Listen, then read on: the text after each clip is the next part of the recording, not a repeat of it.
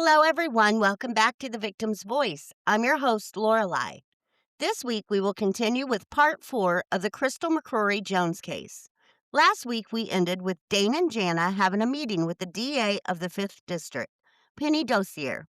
It was more of the authorities talking in circles and trying to smooth things over instead of taking accountability for not only their shoddy investigation, but also the excuses that they made for Tony's sketchy behaviors. It was a meeting no different than the one that they had with Sheriff Matthews, and they left with more questions than answers. But Dane and Jana weren't going to stop, ever. Not until they got the answers that they were so desperately looking for, and until someone took some accountability for their actions. On March 29th, Jana reached out through email to Rashonda Ward of the Louisiana State Police, who is the executive officer to Colonel Lamar A. Davis, and asked for assistance in the matter. Ward responded to Jana's email immediately and said that someone would be following up with her from the investigations department. The next day, March 30th, Jana received a call from investigator Jesse Nielsen from Troop F with Louisiana State Police. On this day, Nielsen asked Jana what had changed her mind about Crystal's death and why she was trying to change a suicide to a homicide. Jana told him that she never said that she wanted to change anything. She didn't want it simply changed. She wanted answers and also wanted all of the evidence to be investigated properly because at that point, it hadn't been investigated at all. Why was that too much to ask? Even if they believed it to be a suicide, why wouldn't they do a proper investigation to make sure so that no one, especially the family, had any doubts and could have peace of mind? Why was everyone fighting against them and resisting them at every turn when they just wanted to find out the truth of what happened to Crystal? Jana went on to let Nielsen know what happened at the meeting with D.A. Dussier. She told him about the 3 things that were said at that meeting that, in Jana's mind, validated what she had been thinking ever since the evening of February 9th, when Tony approached her in front of their home. The first was when Dussier told Dane and Jana that it didn't matter if Tony had called for help or not, because her, quote-unquote, death was immediate. The second was when Dussier told Jana that, quote, it was common sense that Tony knew that this was probably waiting for him, and that's why he had Chuck Harris go, end quote. I still can't believe she said this. Was she trying to make Tony sound better? Because if that was the case, she failed big time. If Tony had been a loving and caring husband and had even an inkling of an idea that Crystal might have been in a fragile state that day, why wouldn't he have stayed home with her? Why wouldn't he have offered to take her to her doctor appointment? He could have told her, hey, I'm going to cancel everything I had planned for the day and let's go do something you enjoy. But no, according to Dussier and her common sense, he signed his daughter out so she wouldn't ride the bus home because he knew what she would walk in on. And instead, he took her to go get a corny dog and tater tots from Sonic and then sat in Walmart parking lot for no reason for 8 minutes, creeped around Oak Grove at an unusual slow pace, and then sent an acquaintance to his house, telling him to go ahead and walk in the house and go into his and his wife's bedroom. Make this make sense. The third thing that Jana said reiterated what she believed happened was the real kicker. In the February 23rd meeting with Sheriff Matthews, he states that the missing shell casing that was discovered by Tony in the bedroom a week after Crystal's death can be seen in a crime scene photo that was taken the day of her death. When they had the meeting with Dussier, Jana had Dane step out of the room so she could look at the crime scene photos. Dane wasn't in the place to be able to look at them, but Jana had to, whether she wanted to or not. She wanted to see if the photo that Sheriff Matthews claimed existed that showed the spent shell casing lying on the makeup table actually did exist. And guess what? It didn't. Jana was shown every photo, but there was none that showed a shell casing just chilling on the vanity. In fact, Dussier's investigator, Victor, admitted that there were very few crime scene photos taken. Mr. Nielsen asked Jana to email him all of the documents that she had pertaining to Crystal's case. Before hanging up, he told her that they would investigate as far as they could, but that she needed to understand that they hadn't been at the actual crime scene, and that the only thing they had to go on is what she had given them, and the evidence that law enforcement had collected at the scene, which was basically nothing. Nielsen then asked Jana to promise that if they looked into it and nothing different or new came to light, that she would just let it go. Jana told him that she fully trusted him to investigate as far as he could, but no matter the outcome, she would never give up on her sister. She emailed all of the documents that she had, plus the audio recording from the meetings with Sheriff Matthews and D.A. Ducier. When Jana hadn't heard anything back from Mr. Nielsen by April 17th, she sent him a short email asking if there had been any updates. 3 days later, on April 20th, she received a phone call from him. The first thing he told her was that if she wanted to obtain any evidence from West Carroll Parish, she would have to retain an attorney and have them file a FOIA, short for Freedom of Information Act. Mr. Nielsen also revealed that the toxicology report that they were allowed to look at during the meeting with D.A. Ducier was actually not the full report, but bits and pieces of the report. Why wouldn't they let them see the full report if they weren't attempting to hide anything? One of the medications that was in Crystal's system, called alprazolam, which is the generic name for Xanax, was so small that it was almost completely out of her system because she had taken it the night before. This medication was mentioned in the meeting with Ducier, and she made Jana and Dane believe that Crystal had 5 times the amount in her system that she should have. Can these people be any more shady? The only other information that Nielsen would tell Jana was that West Carroll Parish was not welcoming the state police in to investigate Crystal's case. And get this, the reason they gave for not allowing the state in was because they had closed the case, and because they said there were no criminal wrongdoings. If the case is closed, then how come during the meeting with Sheriff Matthews on February 23rd, at the 12-minute and 52-second mark to be exact, he told Dane verbatim, "This case, as with every other case, is never closed." And they don't know for a fact that there are no criminal wrongdoings. It's just their opinion. They never even did an investigation to find out if there were criminal wrongdoings. If they are 100% certain that they got it right when ruling Crystal's death a suicide, then what would be the harm in letting the state look at the case? What is the worst that could happen? The state proves them wrong and finds that Crystal's death was a homicide and that Tony was involved? The sheriff and the DA are more concerned about their image and have let their ego and their pride take over and destroy their integrity.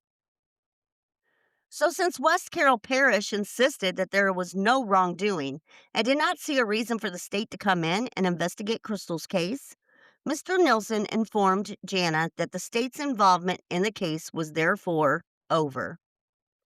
He then advised Jana to retain an attorney and have them file for a FOIA in order for them to gain access to the information and evidence that law enforcement was withholding from them. He told them to contact them if anything new came to light. Jana wanted access to the records that she and Dane were shown while in the meeting with Ducier, but were denied their own copies to take with them.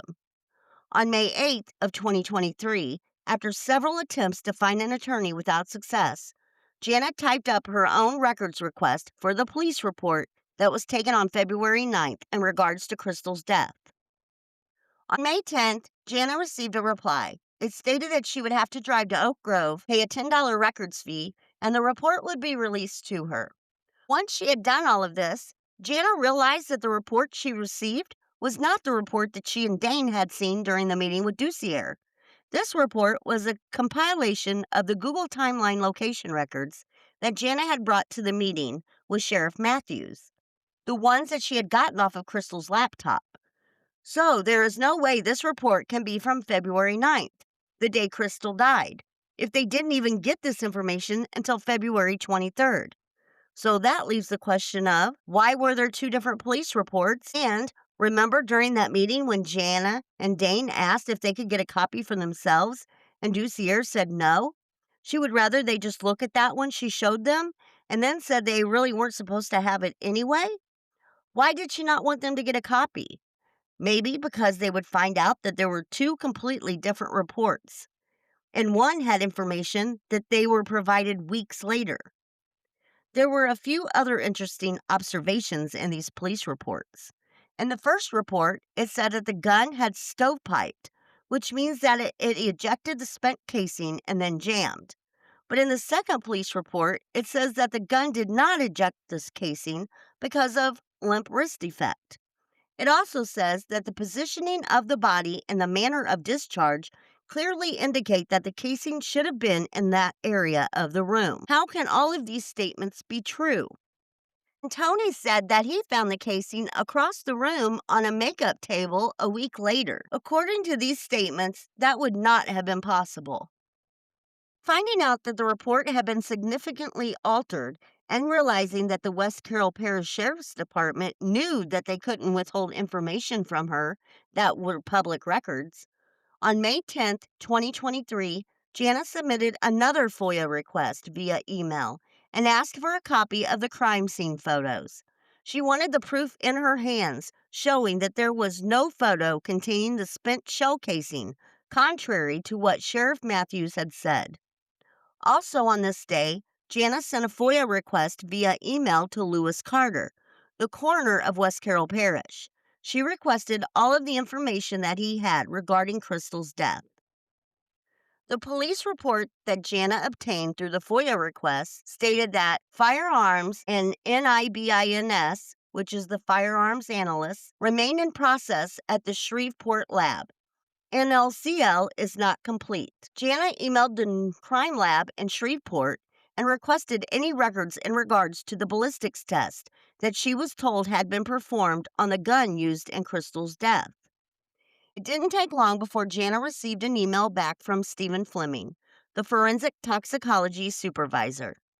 In so many words, he told her that they only released the results of the testing to either the agency or the district attorney who is handling the prosecution of the case. He said she would have to reach out to whichever one of them was handling the case for the information that she requested to ensure confidentiality and security.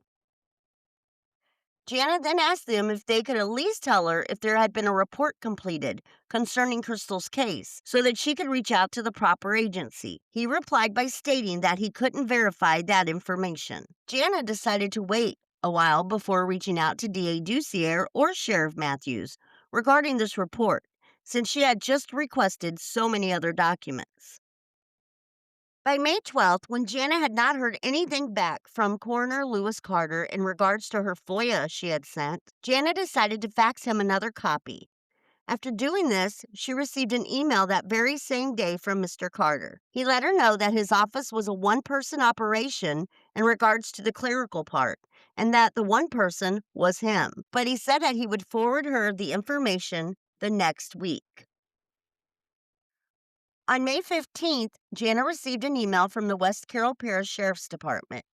They were letting her know that the crime scene photos were put on a DVD and were available for her to pick up at her convenience. As soon as she looked at the photos, she had some major concerns. First, there were the photos of the bullet that was said to have been fired from the gun that killed Crystal. These photos were labeled as Screenshot 210-2023 and Screenshot 214-2023. Not only were these photos not taken on the day of Crystal's death, the bullet was not even looked for on the day of her death. In fact, the crime scene was left unattended overnight. This brings up issues with the chain of command and the preservation of the crime scene and the preservation of evidence. Second, there were 4 photos of Crystal that were not shown to Jana during her meeting with DA Ducier. Why were all the others shown to her and not these? There weren't that many to begin with. It could be because these 4 photos showed a pillow with a gunshot singe mark on the top of it. This pillow was not the one she had been lying on. Because of the bullet trajectory, the position of the pillow, and the blood patterns, this pillow would have had to be over Crystal's face when it was shot through. In the photos, the pillow is positioned lying next to Crystal with her right arm wrapped around it and the gun still in her right hand. The first police report validates this by saying that the bullet hit the pillow before the skull, which indicates that the pillow was over her face. Why would a pillow be placed over someone's face and shot through? One reason, as we saw in the case of Egypt Covington, the pillow was used as a silencer so no one around would hear the gunshot. But if Crystal was the one who shot the gun in the process of taking her own life, why would she care if it was silent? Another reason for a pillow being over a victim's face is because they were murdered and the perpetrator doesn't want to look into the eyes of his victim, especially if it's someone he or she is close to, like a spouse. Either way, a pillow over Crystal's face doesn't fit into the narrative of this being a suicide. And why were these photos conveniently left out when Doucier showed Crystal the crime scene photos? And not only that, no one had ever told the family anything at all about a pillow being shot through or being over Crystal's face. Yet someone thought it was important enough to take 4 photos of it. And now that Jana had all of the crime scene photos, she once again looked for that photo that Sheriff Matthews insisted existed that showed the spent casing, plain as day, under the hair tools on Crystal's makeup table. And once again, there was nothing that she found in any of the photos that even slightly resembled a shell casing. Sheriff Matthews blatantly lied. This photo does not exist. Another thing that really bothered me when I looked at the crime scene photos was the family dog can be seen lying in the bed with Crystal. No one there that day thought it would be a good idea to get the dog out of the crime scene, but instead let it lie right on the bed with the deceased victim. Talk about contaminating and non-preservation of a scene. On May 15th, 5 days after initially reaching out to him, Jana received a call from Lewis Carter at the coroner's office. He told Jana politely that she and her family deserved all of the records concerning her sister's death and also wanted to make it clear that he wasn't trying to conceal anything from them. He said that he didn't feel comfortable sending the documents via email and asked if it would be okay to send them certified mail, which Jana agreed to. 2 days later, on May 17th, Jana received the envelope containing all of the documents that she had requested from the coroner, and she immediately had some concerns after looking through the documents.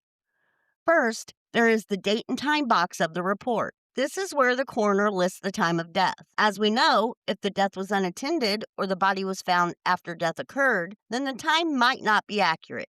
But through scientific processes, such as body temp and rigor mortis, they can give an estimated potential time range for when death likely occurred. On the coroner's report that Jana received, the time 10:35 a.m. was typed into the box. This time is important because we know that Tony talked to Crystal a little after 10 that morning. And then shortly after that, he would have been driving by the house on his way back from the job in Bastrop. So according to this time, he could have been on the phone with her at the time of her death or been at the house at the time of her death. But then a line was drawn through that time of 10:35 a.m. and a handwritten time of 5:05 p.m. was written below it, as well as a handwritten date of February 9th, 2023. There is no way she passed or was just found at 5:05 p.m. because in the crime scene photos, there are several photos with clocks pictured in the background. One clock says 4:43 p.m., one says 4:45 p.m., and another says 5:02 p.m., all times before 5:05 p.m. So this time isn't accurate either. And how unprofessional to cross out and handwrite anything on a professional document. And why is there almost a 7-hour time difference? But just wait, there's more. Just like on the autopsy report, Crystal's name is also misspelled on the coroner's report. An H added in. Did we not already learn what happens when we add H's to names that aren't supposed to be there? And that was just the beginning of the errors on this report. Next, Crystal's date of birth is listed as May 17th, 1919, instead of May 17th, 1979, making her a whopping 103 years old at the time of her death. Crystal's temperature on this report is listed as just cold, instead of having a precise temperature listed. And the box titled Marks and Wounds, the word none was put, followed by gunshot to right side of head with exit wound just above and forward of the left ear. So there was an entrance wound and an exit wound. So why did they put none? And how about the bruises and abrasions that were noticeable on Crystal's body? Why were they ignored? On the bottom of the report, in the box labeled probable cause of death, cardiopulmonary arrest due to close contact wound to the right side of the head is what is written. So, what kind of wound was it?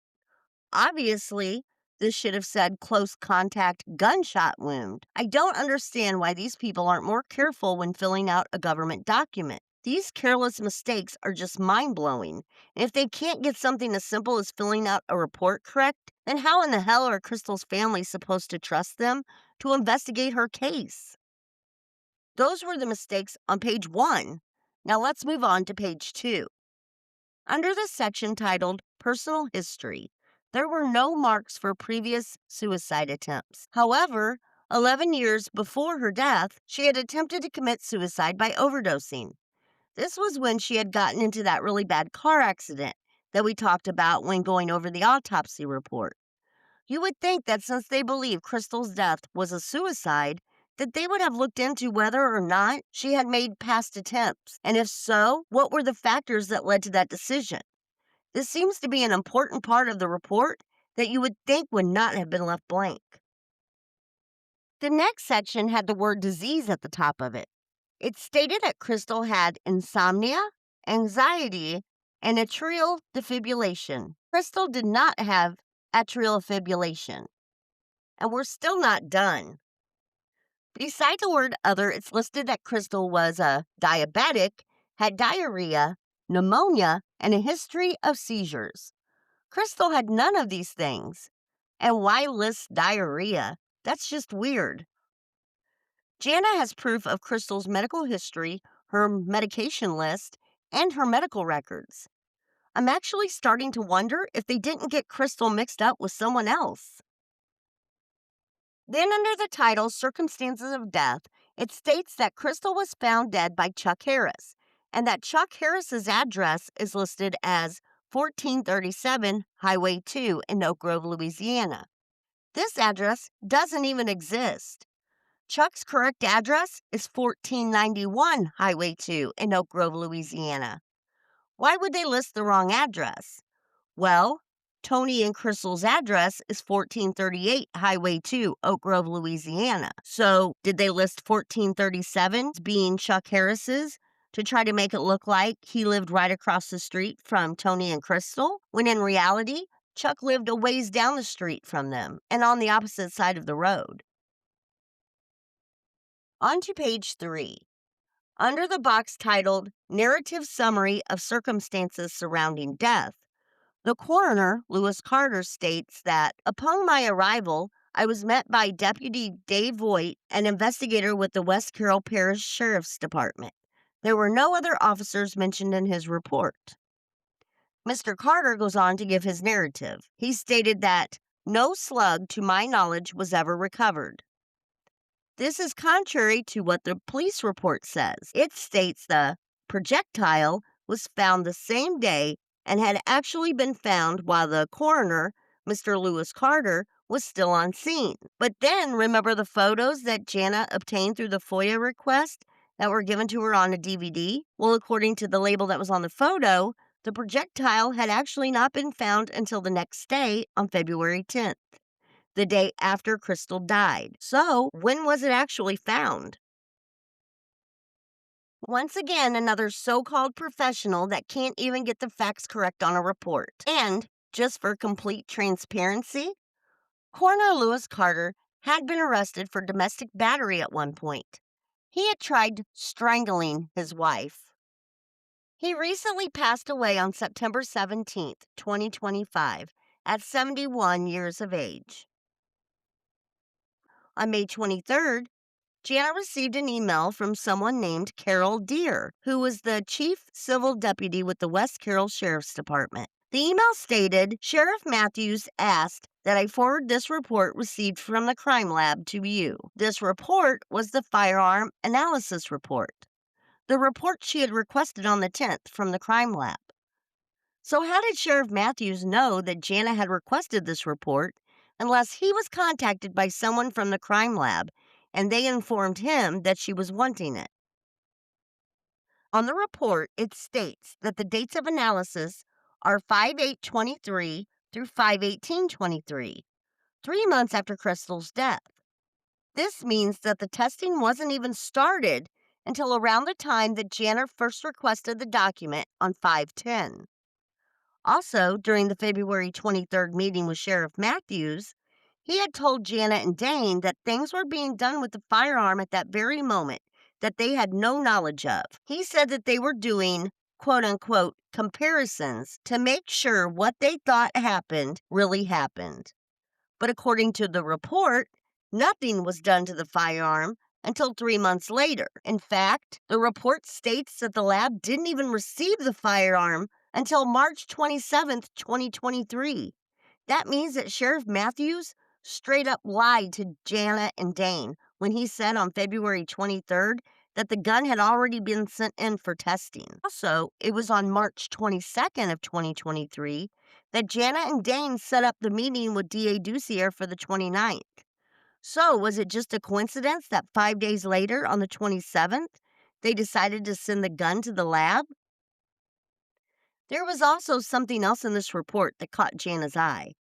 The report listed each piece of evidence, and in brackets was where each piece of evidence was retrieved from. This information about where each piece of evidence was retrieved was information provided by West Carroll Parish Sheriff's Office. So let's talk about each piece of evidence. First, there was an envelope labeled 1A and was described as one sealed envelope containing test fires from the pistol in item 1. The item listed as item 1 is one sealed box containing one 9mm Ruger pistol. And in brackets, it states that the item was retrieved from 1438 Highway 2, Oak Grove, Louisiana, the Jones residence. The item listed as item 3 is one sealed plastic bag containing one bullet. And in brackets, it states that the item was retrieved from the wall behind the bed of the Jones residence. So let's talk about item 2, the shell casing. It's listed as one sealed plastic bag containing one fired 9mm cartridge case. And in brackets for this one, WCSO number 1A. Like we have already talked about, Tony claimed to have found this shell casing 7 days after Crystal's death on the makeup table in the bedroom. So why wasn't that listed as where the evidence was retrieved from? Why is it listing the sheriff's office? And why does it say number 1A after it, which are the test fires from the pistol used for comparison? There was also a mistake on the ballistics report. They had listed the firearm as an EC9 Ruger, when in fact, when the serial number was ran, it came back that it was an LC9. Can these people get anything right? It's very concerning when so many small details are incorrect. If they can't get the small details correct, then how can they be trusted with other aspects of the case? Jana and her siblings were tired of getting the runaround from law enforcement, so they hired a private investigator, Angela Rothman, to look into Crystal's case. In September of 2023, this investigator began digging into Tony's alleged behavior with young girls. On September 9th, Rothman talked to a woman named Leslie Petrus. In 2015, Petrus's daughter was 17 years old. She was allegedly in a sexual relationship with Tony Jones. She said that Tony had met her daughter at their family store in Bastrop and gave her his number before leaving the store. When Mr. and Mrs. Petrus found out about the relationship between their daughter and Tony, they reached out to local law enforcement, only to find out that 17 is the legal age in Louisiana, so no legal action was taken. Mrs. Petrus believed, however, that the relationship had started when her daughter would have been 16, but she had no proof of that. She said that Tony and her daughter would use Snapchat to communicate so that all of their messages and photos would be deleted. Mrs. Petrus doesn't believe that her daughter was the first or last underage girl that Tony had been with. But Tony wasn't the only one who seemed to have a thing for underage girls. So did his buddy, Chuck Harris. Yes, the same Chuck Harris who found Crystal's lifeless body on February 9th of 2023. On September 11th of 2023, P.I. Rothman spoke to Patty Berry, the mother of the girl who Harris allegedly was having a sexual relationship with back in 93 and 94, when the girl was only 17 years old. At the time this was happening, Harris was a state law enforcement officer with Troop F in Ouachita Parish and lived on the same street as the Berry family. Harris would often leave notes and gifts in the Berry's mailbox for the 17-year-old girl. Mrs. Berry said that once they figured out what was going on between their daughter and Officer Harris, they immediately contacted the captain of the state police. After talking to Officer Harris, the captain was actually an asshole to the Berrys and told them that Harris had denied the accusations. The captain then decided to have the Berry girl and Officer Harris take a polygraph test. He actually had a polygraph expert from New York flown to Baton Rouge, Louisiana, where the test took place. After taking the test, the examiner came out and told Mrs. Berry, who was waiting in the lobby, that her daughter had passed the test and had been telling the truth.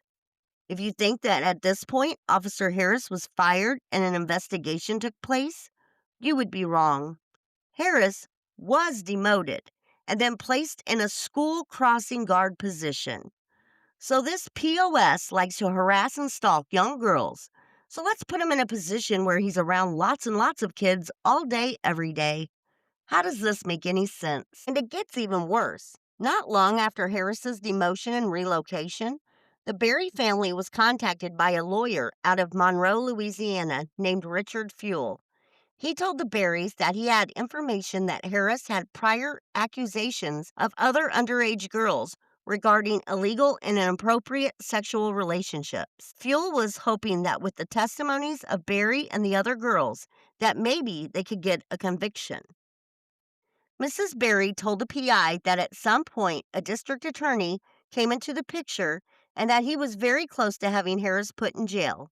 However, because of the statute of limitations on some of the relationships, the case was settled out of court and Berry was granted a monetary settlement. Also on September 11th, Rothman spoke to Pastor Lance Nugent. If you remember from episode 1, we talked about another person from the karate studio who became suspicious of Tony's interactions with the young girls there. Mr. Nugent is that person. He had met Tony through a karate class several years before. At that time, they were informed that the studio where they were taking lessons was going out of business, and Tony expressed an interest in buying the studio. While Nugent offered to help run the business, he was not a formal business partner, but more like a silent financial contributor. Nugent would purchase the equipment for the studio, and Tony would reimburse him over time. It wasn't long, however, that instead of a silent contributor, Nugent became more like the backbone of the studio.